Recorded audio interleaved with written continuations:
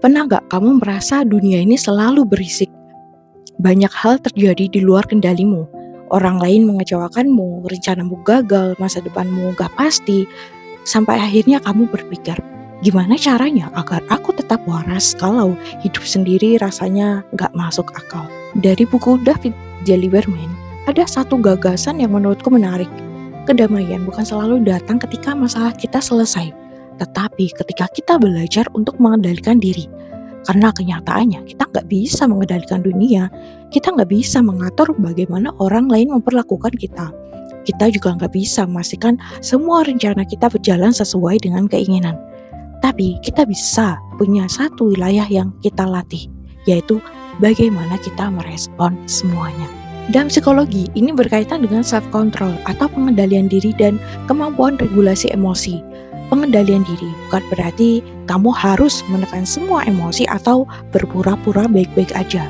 Justru kamu harus mengakui, aku sedang marah, aku sedang takut, aku sedang kecewa. Tapi setelah menyadarinya, kamu memilih, aku mau melakukan apa dengan perasaan ini.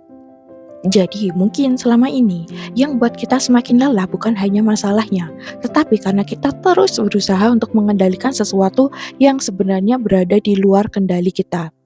Kita ingin semua orang memahami perasaan kita ingin merasa ingin didengarkan, kita ingin merasakan sebuah kehangatan, kita ingin hidup kita adil.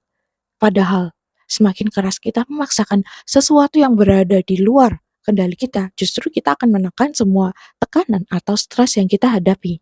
Maka, belajar menerima kenyataan bukan berarti kita menyerah.